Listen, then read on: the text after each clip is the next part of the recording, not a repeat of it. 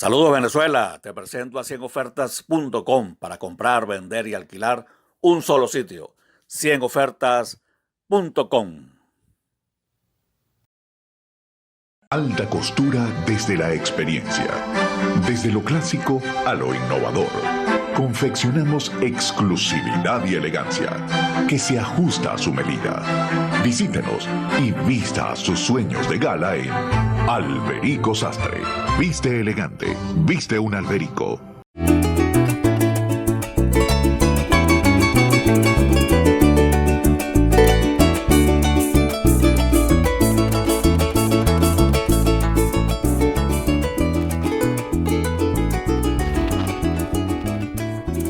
Muy buenos días.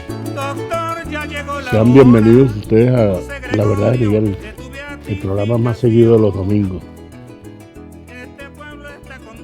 a través de su canal I. Hoy 29 de octubre vamos a estar con el profesor universitario, autor de un libro sobre José Gregorio Hernández, Carlos Ortiz Bruzual. El libro se llama, vamos a acercarme un momentico, la Santa Palabra. Un libro sobre nuestro apóstol. ¿Aquí?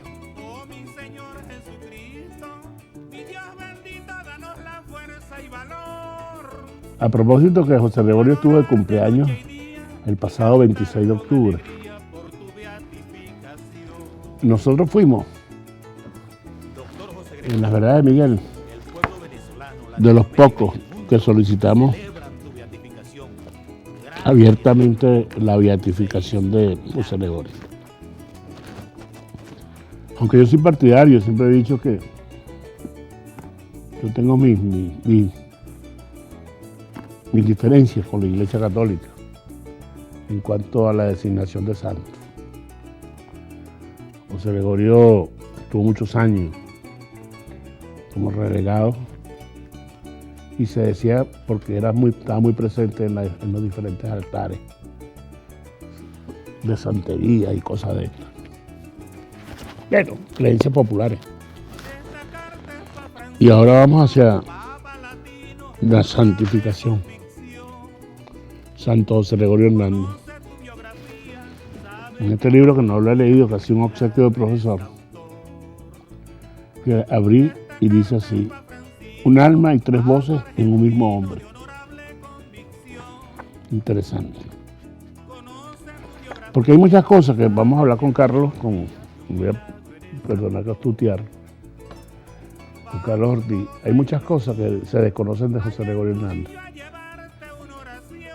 José Gregorio Hernández fue un científico, por encima de todo un hombre muy avanzado. Tuvo que ver con la microbiología, creo, entre otras cosas. Y era un pastor de almas, pues. Y era un hombre común y corriente, un hombre más. Murió, ustedes saben, en la esquina de, ¿cómo se llama, doctor, en la esquina? Allí en Amadores. En Amadores, en La Pastora. En La Pastora. Sí. Y la gente hace chistes de eso porque dice que era el único carro que había en Caracas. Que no es cierto. De verdad, claro que no. Mire, vamos a poner un poquito de política acá antes de entrar en la conversación con el profesor. Que tiene que ver con lo religioso. En Argentina acaba de perder la primera vuelta un candidato que todo el mundo daba por ganador, gracias a la extensa propaganda que se hizo a través de las redes sociales, que es el señor Javier Milei. Javier Milei se vino a menos porque él dijo que el Papa Francisco era un enviado de Satanás a la tierra. Y resulta que Francisco es el argentino más importante del siglo XXI. Y los argentinos les tocaron su cuestión nacional. Y encima de eso, este señor Milei dijo que él admiraba a Margaret Thatcher Margaret Thatcher fue la señora que se encargó de la guerra de las Malvinas. Fíjate que ustedes cómo se equivocan. Yo lo digo a propósito porque una crítica a la señora María Corina Machado, que acaba de imponerse en unas primarias. Yo no voy a entrar a si eran o no primarias, o si multiplicaron votos o no. Para mí son unas elecciones que movilizó gente que hay que respetar. Pero ella, lo primero que dijo, que ella admiraba a Milei. Señora María Corina, no se meta en camisa 11 varas. Asuma lo político. Bien, vamos a entrar en el tema. Profesor, bienvenido, profesor Carlos Ortiz. Muchísimas gracias. Brusual. Gracias. Ese apellido suyo Brusual. Es cumanés. Sí, pero tiene que ver con... Hay unos personajes por ahí de apellido. Sí, hay unos cuantos. Creo que hay un par que están, por cierto, en el Panteón Nacional. Son Sí. parientes de Modestia generaciones aparte. atrás. Sí. Modestia aparte. Profesor, usted está en la Universidad Central de Venezuela. Sí, en la Escuela de Letras. Pero soy egresado de la de Filosofía. Es egresado de filosofía. Sí. ¿Qué le parece la aseveración que hizo el candidato Milei? ¿Oyó? ¿Escuchó? Sí, estaba escuchando y, bueno, pienso que efectivamente debe ser muy complicado en un contexto como ese, en el que pareciera que, entre otras cosas, la gente está tratando de ver la luz en medio de su situación, que alguien haga referencia, por un lado, negativa contra una persona que es cierto que creo que para muchísima gente en Argentina seguramente representa eso, una proyección positiva de su país. Claro. Sin duda.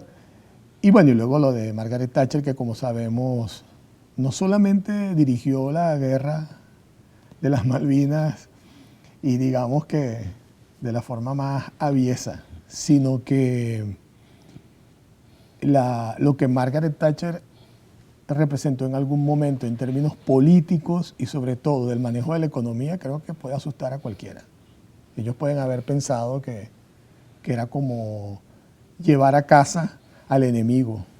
No. Puede haber sido. No digo más porque no manejo mucho el tema, pero además Margaret Thatcher salvó a Pinochet en su momento también. Y en un país, en una sociedad que aunque no todo el mundo es contraria, probablemente como el propio Milei, no todo el mundo es contrario a lo que quedó del estamento militar aquel. Sí. Creo que muchísima gente en Argentina no puede dejar de ver a Margaret Thatcher como alguien que salvó a una persona que fue como los militares que a ellos lo sometieron. Eso también puede haber influido. Y que fue contrario a Argentina, porque Mucho, Pinochet, muy duro además, fue muy duro. Pinochet fue uno de los que casi ofrece su ejército Sí. para invadir Argentina. Sí, hay errores políticos que se cometen y el señor Javier Milei lo está pagando caro. Yo creo que serían sus posibilidades, pero bastante, de ganar en la segunda vuelta. Habrá que ver. Y dígame esos argentinos, no voy a hablar mal de los argentinos, pero el Papa primero y después Dios. Sí. Decía, Maradona es uno de los el más grande jugador de fútbol del mundo y uno de los mejores de Argentina. Sí, mire, profesor, vamos a hablar de José Gregorio Hernández. Sí, como no que... Usted tiene un trabajo de investigación acá que se llama Santa Palabra. Sí. Pero antes vámonos con unos compromisos y ya regresamos. Seguro. Como lloviznado en Lara, la voz de Pigo Alvarado. Es linda la madrugada cuando ese gallo ha cantado. Alta costura desde la experiencia.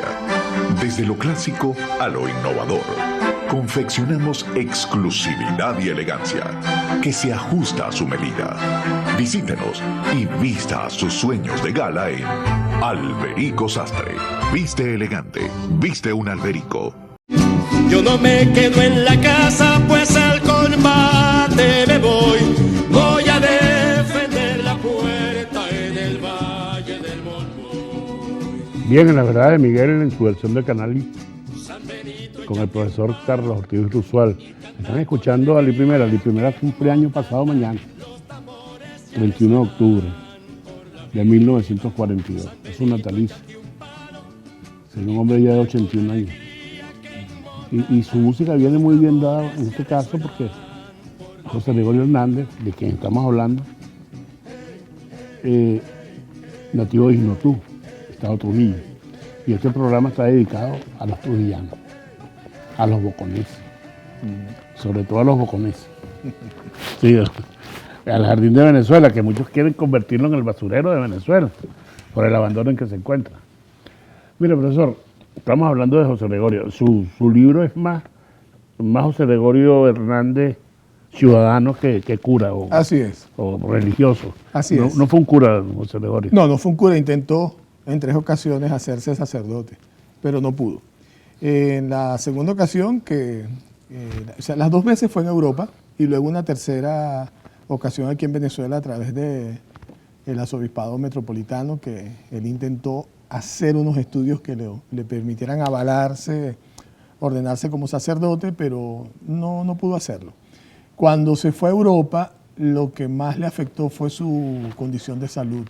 En la primera oportunidad en Italia, que era un convento, un monasterio de clausura, no pudo, cuando llegó el invierno, aguantar lo duro de las condiciones. Se descubrió ahora, recientemente con la exhumación que dirigió el doctor López Loyo, prologuista del libro, por cierto, se descubrió que era asmático y que a tal punto era asmático que había una cierta deformación en la caja torácica. Entonces la conclusión médica es que él no habría podido bajo ninguna condición aguantar los rigores del invierno, mucho más en un encierro como ese, ¿no? ¿Cuántos idiomas hablaba el José Gregorio? Con seguridad hablaba francés, se formó en Francia, como ya digamos en el momento en que Francia competía con Alemania por la primacía en el desarrollo de la medicina. Inglés, que lo estudió con muchísimo interés desde el comienzo, entre otras cosas, según él mismo, según sus propias palabras, porque quería leer a Shakespeare y le emocionaba imaginarse leerlo en inglés. Alemán lo manejaba también bastante bien, estuvo también en Berlín en algún momento y usó mucho el alemán para estudiar. Se sabe que también podía hablar en italiano porque también estuvo en Italia y conocía y manejaba con bastante solvencia el griego y el latín. Era un hombre, un intelectual que, como muchos de su época, manejaba todas estas lenguas. Quería leer a Shakespeare en inglés. Sí, le interesaba mucho la literatura y era un gran lector de literatura. Los clásicos españoles los conocía muchísimo. ¿Usted ha leído alguna vez o ha repasado a Otelo? Sí, cómo no, claro. Aquella que decía, yo tardo en recelar, más una vez celoso. Me dejo arrebatar por mi locura. Sí, cómo no. Sí. Así es. Los celos en Otelo eran enfermizos. Sí. Mire, hagamos una descripción de José Gregorio Hernández físicamente. Físicamente, esa es una buena pregunta. Aquí está la célebre fotografía que conocemos de él y que alguna vez... Yo le voy a hacer un comentario acerca de esa fotografía. Sí, que alguna vez la utilizó, creo que Jacobo Borges, para hacer la efigie de José Gregorio. Pues a eso vamos. Usó la imagen de José Gregorio Hernández para poner en esta forma a José Vicente Rangel en las elecciones del 73. Y usted sabe que hicieron los contrarios a José Vicente. Le Sacaron a José Gregorio de espalda. Con una ametralladora. Así como no. Con una metralleta. Bueno, hay algo interesante en esta fotografía. ¿Era un hombre alto? No, era un hombre de aproximadamente 1,61 m, 62, según la autopsia que se hizo en la reciente exhumación. Esta fotografía muestra, en esta forma de los pies, también se supo ahora con la exhumación, que él tenía una deformación en un talón y que usaba un zapato más alto que otro.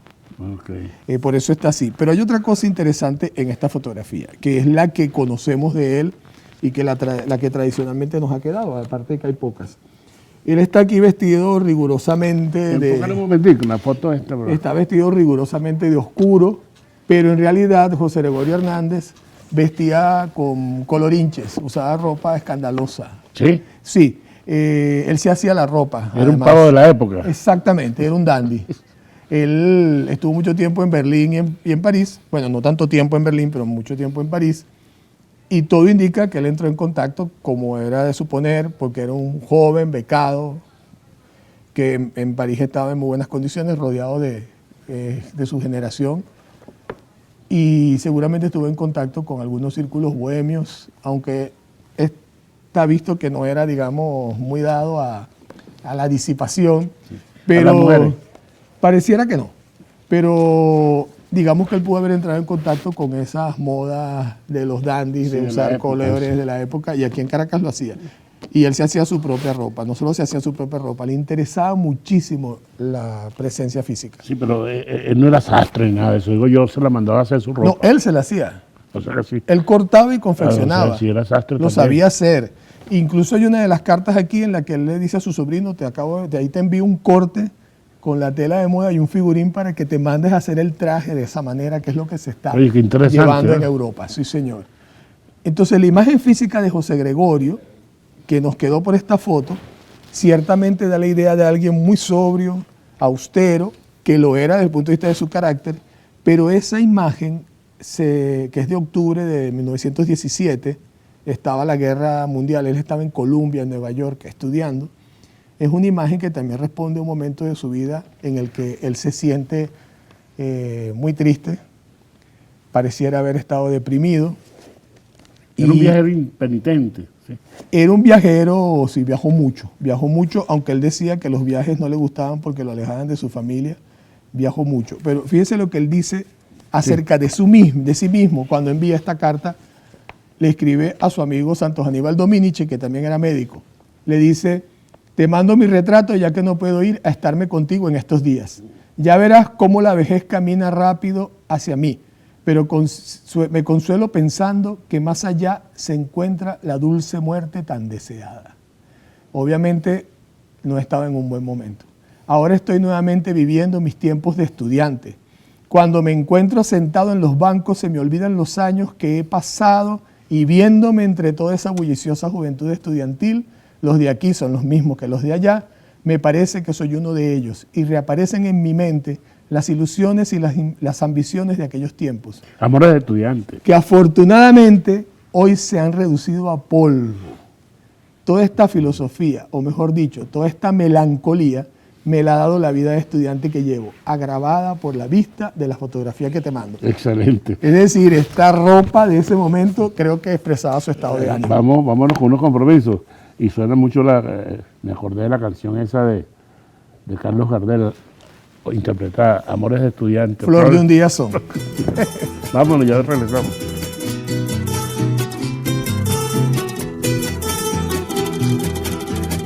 El lagrimiar de las cumaraguas está cubriendo toda mi tierra. Piden la vida y le dan un siglo, pero con tal que no pase nada en mi tierra.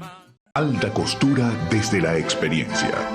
Desde lo clásico a lo innovador. Confeccionamos exclusividad y elegancia que se ajusta a su medida. Visítenos y vista sus sueños de gala en Alberico Sastre. Viste elegante, viste un Alberico. No basta rezar, hacen falta muchas cosas para conseguir la paz. Bien, estamos acá en La Verdad de Miguel, su programa de los domingos. Voy a enviarle un saludo también a mi sobrino César Augusto Rodríguez Salazar, que está en Argentina. Todos tenemos algún familiar afuera en estos últimos años y yo no podía escapar a eso.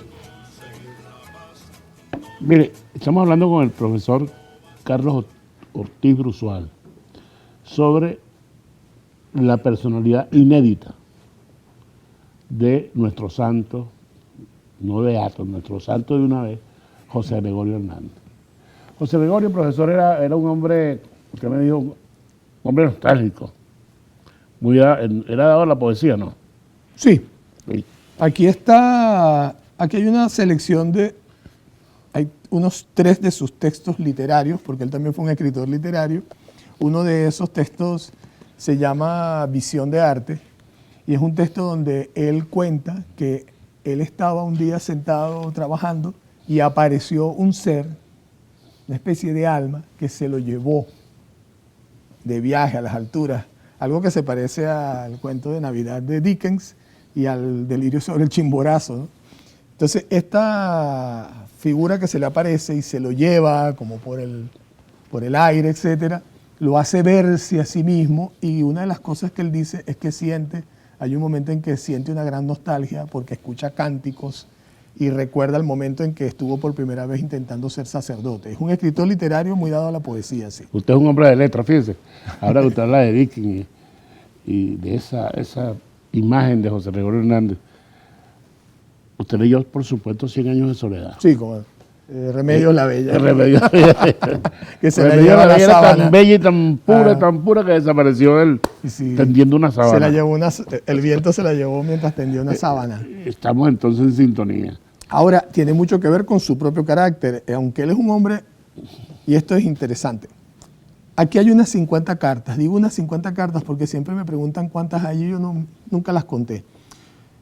Escritas, las más personales que encontré de él, están en orden cronológico y permiten acercarse a él como si fuera una autobiografía. Y algo importante aquí es que él era un hombre muy aterrizado, muy terrenal, muy atento a los asuntos del día, cotidianos, pero al mismo tiempo, un hombre con un sentido, una intuición mística, como de que algo en otra parte lo llamaba.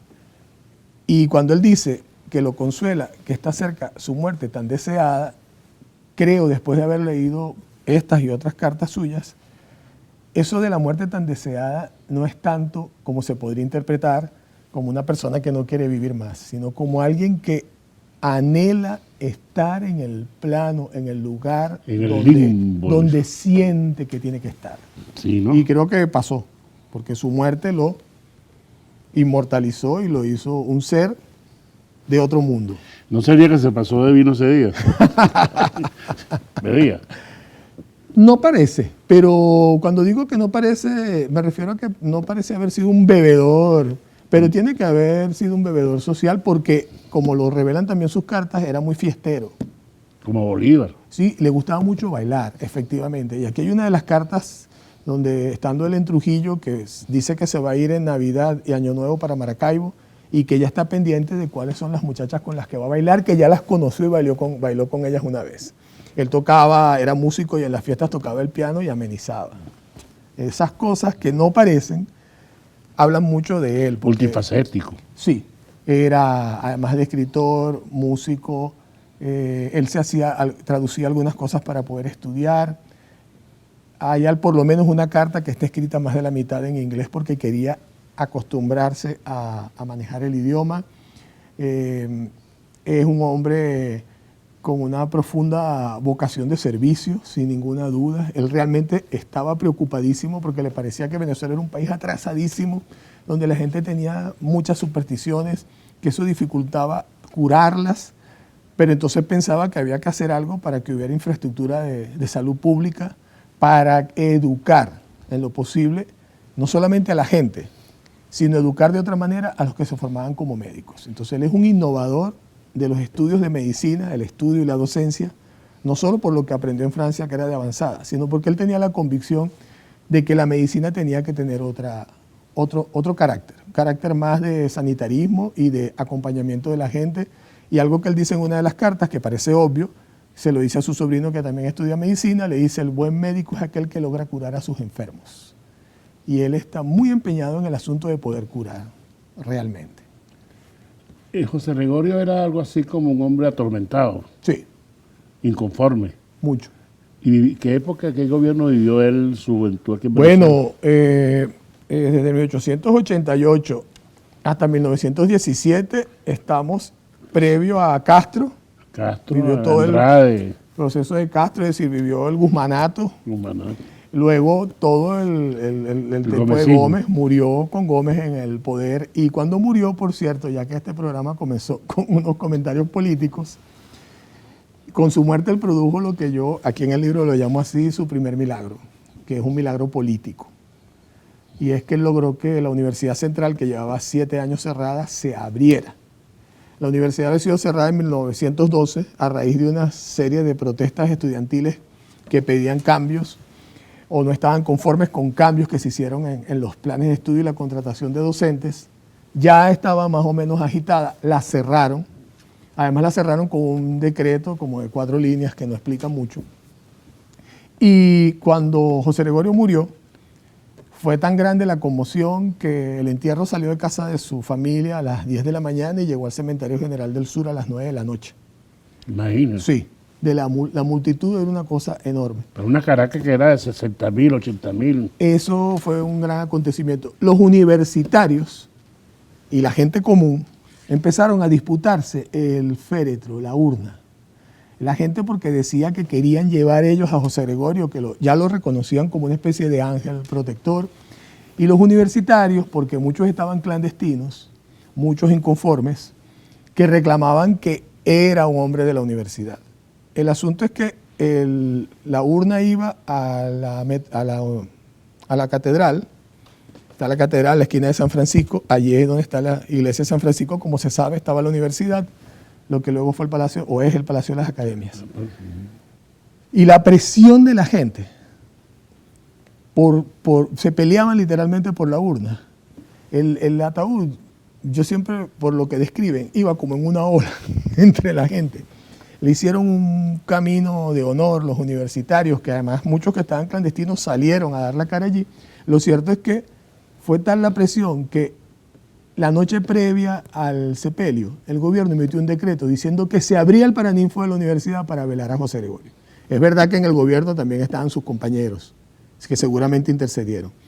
Cuando entró al paraninfo de la universidad, mientras estaba adentro que le hacían honores, afuera había una algarabía y la gente golpeando las puertas, diciendo que José Gregorio Hernández era suyo. Yo creo que es importante tratar de imaginarse el impacto que tiene que haber producido que la universidad se abriera después de tanto tiempo para ver a un hombre por el que se peleaba la gente. Por eso digo que fue un milagro político, porque logró algo que era impensable. Claro, luego se volvió a cerrar y siguió cerrada hasta el año 1922. También eso nos dice en la comprensión que de una u otra manera tuvo el gobierno de Gómez. Bueno, y creo que... En ese momento. Sí, y creo, sobre todo porque creo que no solamente gente influyente que estaba en su entorno, incluido alguien como Pedro Manuel Arcaya, que era una persona muy influyente, Muy influyente. sino porque creo que entendió que tenía que... Abrir las compuertas. Sí, tenía que abrir. A ver si entienden ahora que hay que abrir las compuertas. Vámonos con unos compromisos, ¿no? A meter la cuña. Pues. Es que usted no se ha paseado por un campo petrolero. Usted no ve que se llevan lo que es de nuestra tierra y solo nos van dejando miseria. Alta costura desde la experiencia. Desde lo clásico a lo innovador. Confeccionamos exclusividad y elegancia que se ajusta a su medida. Visítenos y vista sus sueños de gala en Alberico Sastre. Viste elegante, viste un Alberico. La cuenta, ala, que la soga se revienta. Si en cuanto me cuente, mañana habrá luna nueva. La relación ha sido muy... Bien.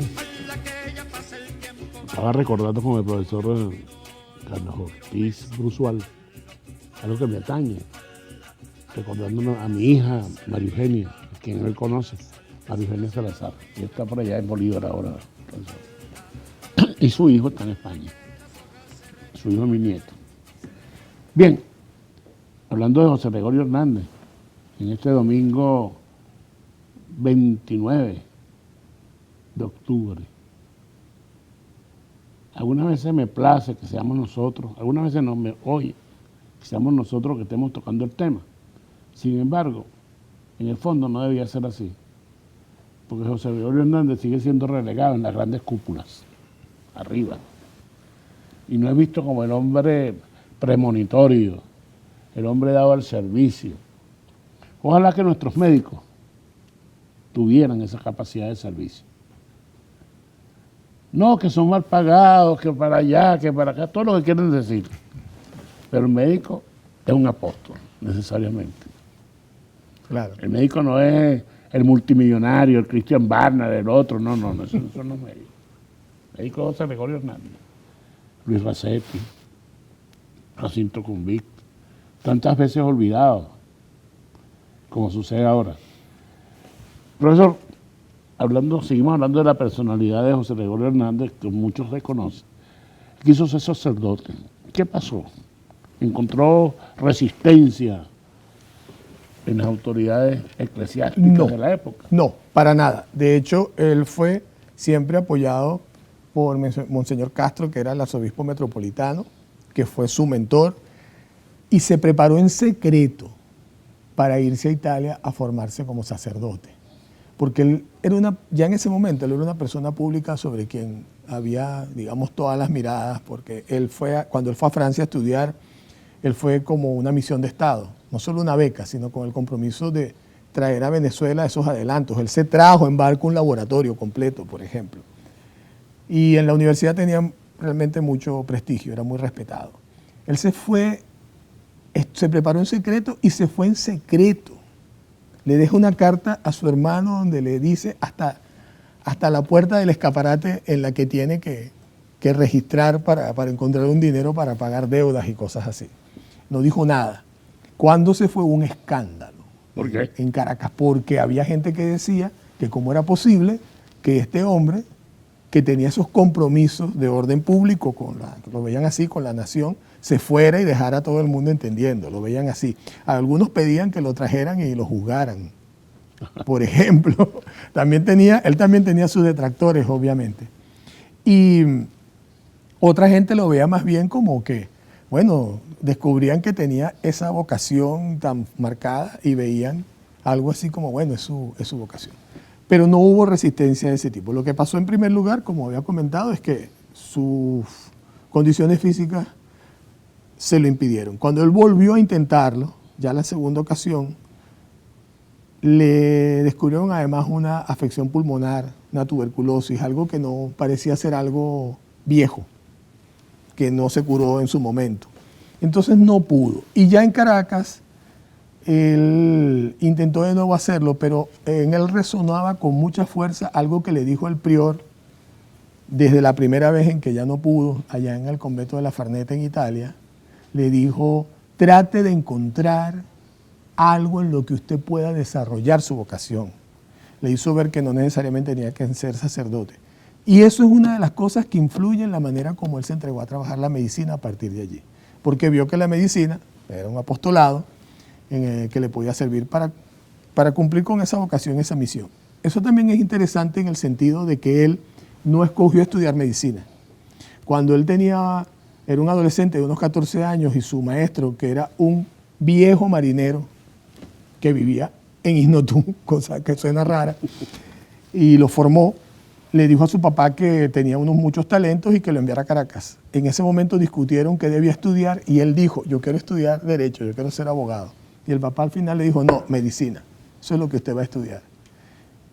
Bueno, y él vino y estudió medicina, porque eso fue una cosa en la que se comprometió con su papá.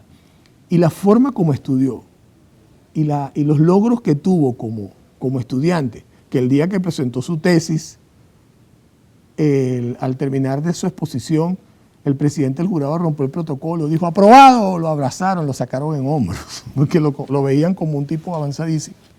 Demuestra que aunque es algo que él no quería estudiar, tenía un carácter tan severo y un sentido de compromiso tan fuerte con lo que tenía que hacer que lo hizo de esa manera. Entonces, cuando él encuentra en la medicina una manera de desarrollar su vocación religiosa, de servicio, digamos, servicio a Dios, ya lo que él estaba era por fin sacándose un gran tormento que tenía, y es que él estaba muy insatisfecho, no solo por las cosas, por el orden político, por la situación social, sino porque él quería hacer otra cosa, no solamente un médico. Él dejó, no se sabe por qué, de escribir textos literarios, por ejemplo. Él había escrito un libro en 1912, se publicó sobre filosofía, que además fue un bestseller. Él fue bestseller antes de Santos.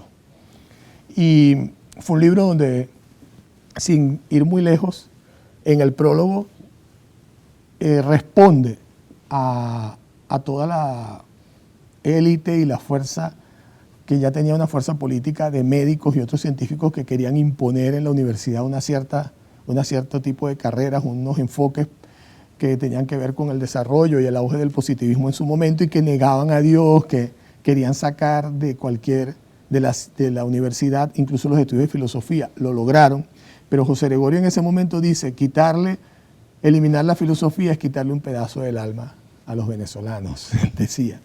Él decía que la filosofía era algo que estaba en el corazón de la gente. Pero digo todo esto para mostrar que fue un hombre polémico, beligerante, aunque nunca públicamente asumió posturas políticas ni opiniones. Pero de apoyo ese sí tipo. buen abogado.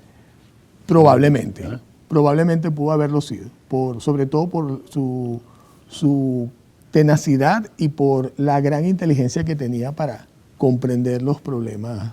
El abogado de los sin derecho, Pudo haberlo sido. ¿verdad? O a lo mejor no, porque a lo mejor, siendo él parte también de una élite, a lo mejor al ser abogado habría ido hacia otro tipo de intereses. O sea, sus orígenes son, ¿dónde lo ubica él?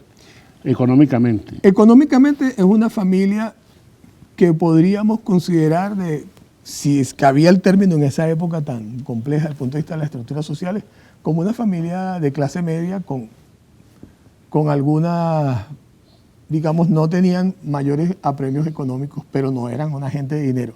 Él, lo que pasa es que cuando llega a Caracas, además con el apoyo de amigos de su papá, entra al colegio Villegas y por su carácter y su disciplina, al poco tiempo lo nombran pretor de los otros estudiantes.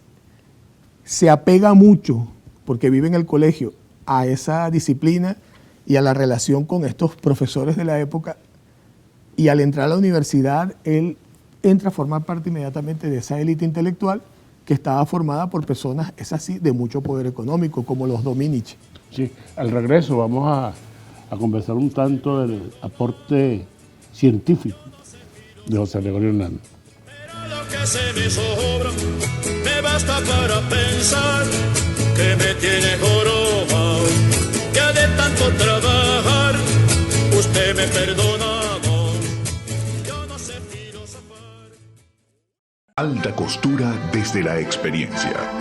Desde lo clásico a lo innovador. Confeccionamos exclusividad y elegancia que se ajusta a su medida. Visítenos y vista sus sueños de gala en Alberico Sastre.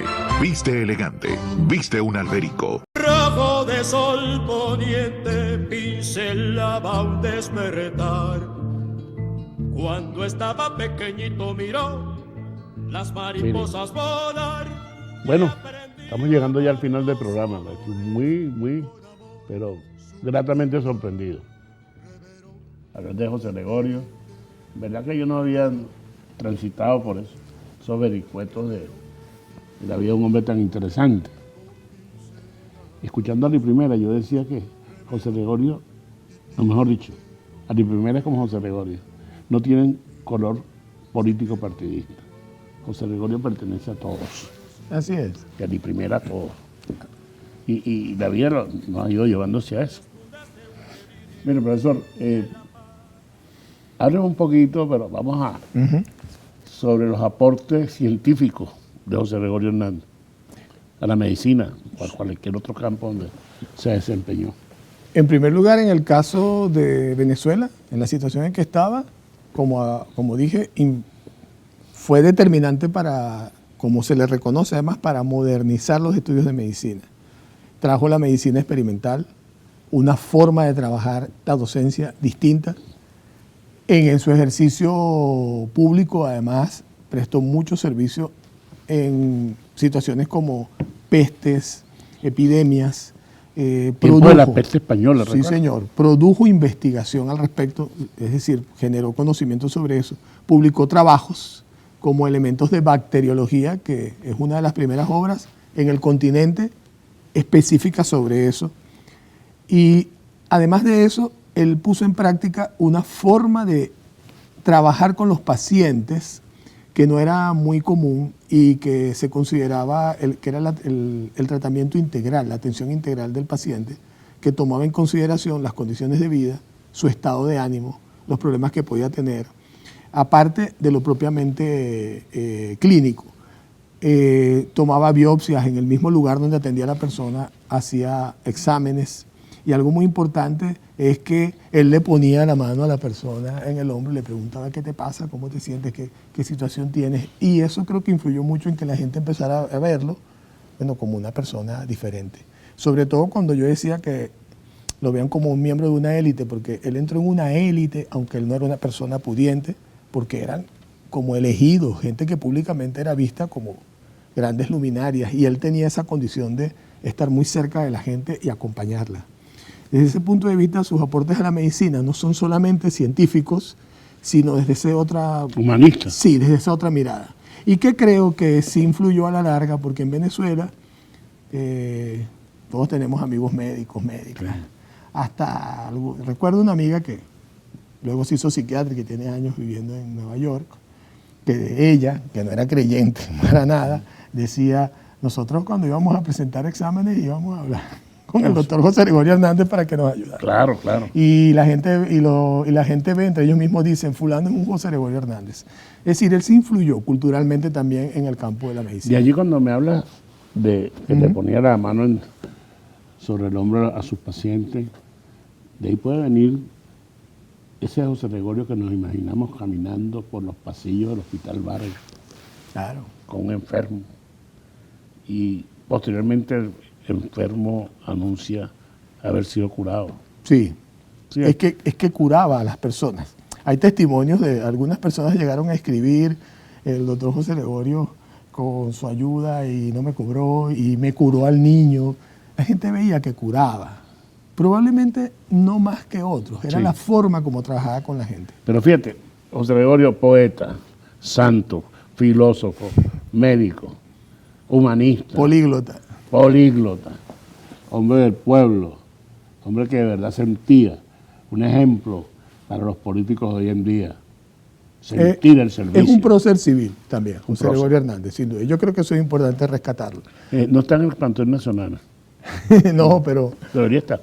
bueno, podría estar. Por lo que le sirvió al país, como Racetti, con quien además tuvieron diferencias y Luis Racetti. Sí, Racetti lo cuestionaba mucho porque decía que no podía ser creacionista si lo que estaba en boga era el evolucionismo. Y se ha querido mostrar que eran desavenencias muy profundas. En realidad eran muy amigos. De hecho, Racetti fue quien lo atendió en el Vargas cuando murió. Cuando él llegó al hospital, no había un médico en ese momento allí residente. Y el que llegó, porque le avisaron, fue Racetti. Sus restos están ahora reposando en... La iglesia de la Candelaria de Caracas. Siguen allí. De allí debería ir al Panteón Nacional. Bueno, Digo eso saldrá, Ahora me escucharon. Saldrá de este programa. Claro, porque era un hombre de tanta trascendencia entonces. Bueno, y ahora, está en el panteón del corazón de la gente. en el panteón, Sí. estuvo mucho tiempo fuera, o sea, la iglesia tratando, hasta que algunos curas oportunistas tomaron la bandera. Yo digo oportunista como... Bueno, yo Que me perdone el cardenal mire, nuestro. creo que eso tiene que ver con lo que se demoró la causa. Yo no sé realmente lo que yo he visto en el tiempo, desde el año 2000, cuando yo hice la primera versión de este libro, este es del 2021, lo que yo he visto de parte de la iglesia ha sido más bien un genuino interés por impulsar la causa, pero la causa se demoró. Sí, bueno. Es decir, desde el momento en que finalmente se decretó y se empezó a trabajar, se llevó tiempo. Y también porque no solo las cosas de Palacio van despacio, sino porque se necesita lobby, se necesita trabajo allá, presencia en el Vaticano, mover eso, hacer todas las gestiones. En eso, de un tiempo para acá, la iglesia ha sido muy, muy consecuente. Muy diligente. Sí, Tú sabes que ahí, antes de que termine el programa, hay una cuestión que es como analogías. ujú, Antes que beatificar a José Gregorio, lo hicieron con la Madre María Rendiles. sí, Sí. sí. Pero fíjense la casualidad, ¿no? María Rendiles es tía de Gustavo Cisneros. Ujú. Y José Gregorio se llama José Gregorio Sí, Hernández Cisneros. Sí, es familia. Pero así. la consecuencia, Claro. primero un Rendiles, después Cisneros. Yo creo que ya no quiero poner en duda que porque la madre María Rendiles fue elevada a beata. No lo voy a poner en duda. Quizás no, puede haber sido una beata. Pero con José Gregorio Hernández ha sido demasiado injusto. Han querido tapar el sol con un dedo. Porque José Gregorio Hernández de verdad representa lo que somos nosotros los venezolanos. Dados, pues. Ese venezolano dicharachero, investigador, que busca, que muchas veces a nosotros nos quieren convencer de un discurso y estamos así como pensando, ¿qué se pensará este señor que soy yo? Nos están hablando y nosotros así, ¿sí? Así, ¿verdad? Yo creo que, por lo demás, profesor, estoy muy contento con este programa, sorprendido. Muchas gracias. Estamos llegando ya al final. Estamos llegando al final y les deseo lo mejor. Muchísimas gracias. Voy a leerme ese libro, bien, Santa Palabra. Este programa se llama hoy Santa Palabra, por encima de las verdades de Miguel. ¿Ok? Será pues hasta el próximo domingo. No olviden nuestras redes sociales. No olviden irse a las verdades de Miguel al terminar en YouTube. ¿Ok? Y vamos, mi pueblo no fuña, con Ali Primera. El que ha sido marinero cuando ve la mar suspira, y el que vive en la oscurana con mucha luz se encandila.